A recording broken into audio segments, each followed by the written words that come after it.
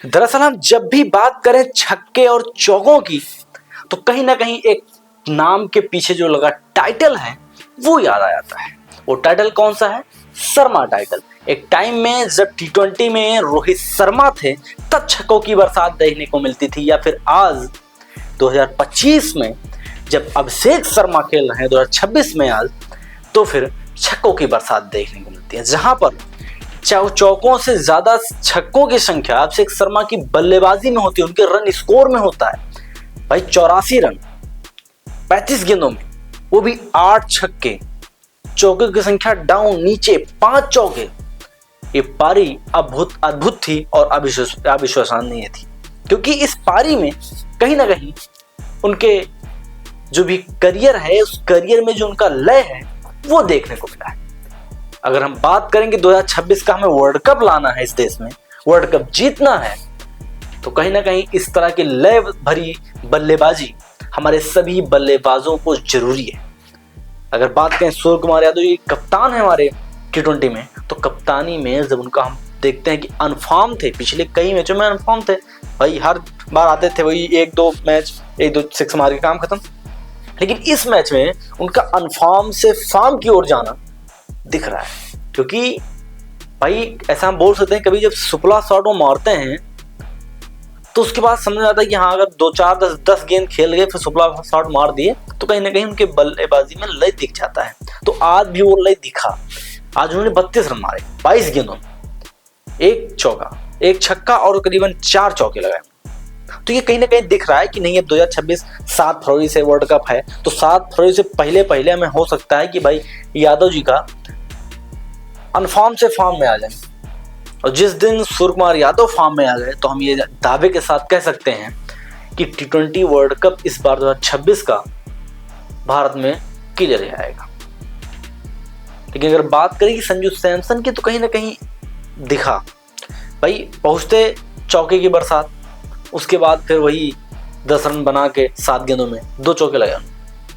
लेकिन ये इतना थोड़ा वीक पड़ेगा हमारे लिए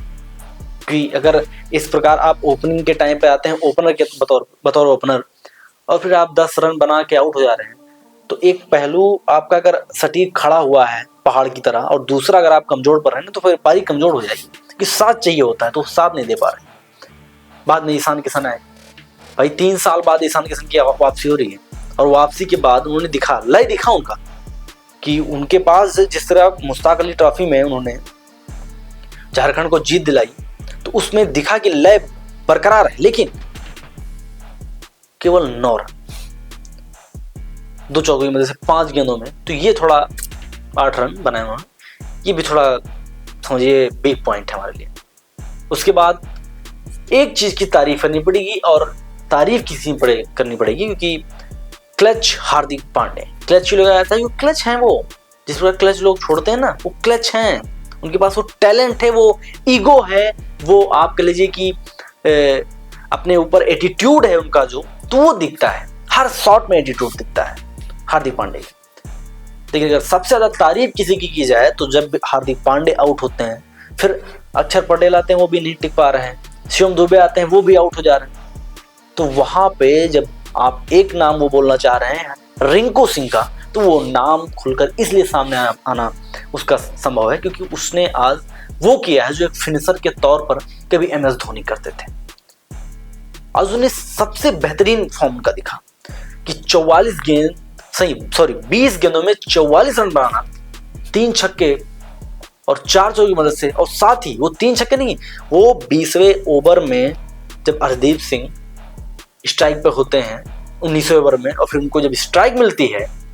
तो वो जब बैक टू बैक 2 छक्के लगातार मारते हैं, तो कहीं ना कहीं दिखता है कि नहीं, वो फिनिशिंग का पावर रिंकू सिंह के पास, और उन्होंने आज साबित किया, खुद को दिखाया कि नहीं, आप 1 साल बाद हमें मौका दे रहे हैं, तो उस मौके पे हम दिख रहे हैं, मौका हमारा खाली नहीं जाएगा। अगर हम बात करें बॉलिंग की, तो बॉलिंग में आज वरुण चक्रवर्ती गोल्ड, मतलब वरुण चक्रवर्ती का फॉर्म सबसे अच्छा था। शिवम दुबे की जितनी तारीफ की जाए उतनी कम है, क्योंकि भाई 20वें ओवर में उन्होंने 2 विकेट निकाले, और बैक टू बैक 1 विकेट तीसरी गेंद पे, दूसरी विकेट चौथी गेंद पे, तो शिवम दुबे ने कमाल कर दिया। लेकिन एक बात थोड़ा चुभ रही है कि आज जसप्रीत बुमराह को विकेट नहीं, क्योंकि बॉलिंग अच्छी कराई, थोड़ा महंगे भी साबित हुए, लेकिन विकेट मिलना जो ये था, ये थोड़ा चुभ रही बात। क्योंकि अगर जिसकी बुमराह फॉर्म में नहीं आते हैं, अगर उनका डिस्टर्ब हुआ ना, तो समझ लीजिए कि वर्ल्ड कप हमसे दूर चला गया। लेकिन एक बात और है, वो अर्शदीप सिंह को जो लाना है, क्योंकि हर्षित राणा को बिठाना, फिर अर्शदीप सिंह को जो लाना था, वो कहीं ना कहीं सच और अच्छा साबित हुआ। क्योंकि अर्शदीप सिंह जिस प्रकार पहले फर्स्ट ओवर में फर्स्ट विकेट निकालते हैं, वो 1 रन देके, वो सबसे बड़ा ओवर था हमारे।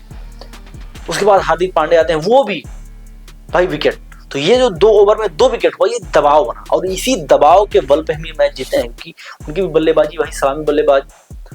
ग्लेन फिलिप्स आ गए थे, 78 रन उन्होंने मारी 40 गेंदों में, 6 छक्के लगाए हैं 4 चौके की मदद से। तो अगर ग्लेन फिलिप्स जो सलामी बल्लेबाज है वो टिक गए थे, अगर वो 2 विकेट ना गिरा होता तो ये मैच जीत लेते हैं। इनके लिए बहुत बड़ा स्कोर नहीं था, लेकिन हाँ, हमने मेहनत किया, हमने 239 का बड़ा स्कोर खड़ा किया था। फिर भी अगर ये सब बल्लेबाज 2 टिक जाते, जो फर्स्ट में आउट हुए हैं, ओपनर आउट हुए हैं, तो ये पहुंचा देते।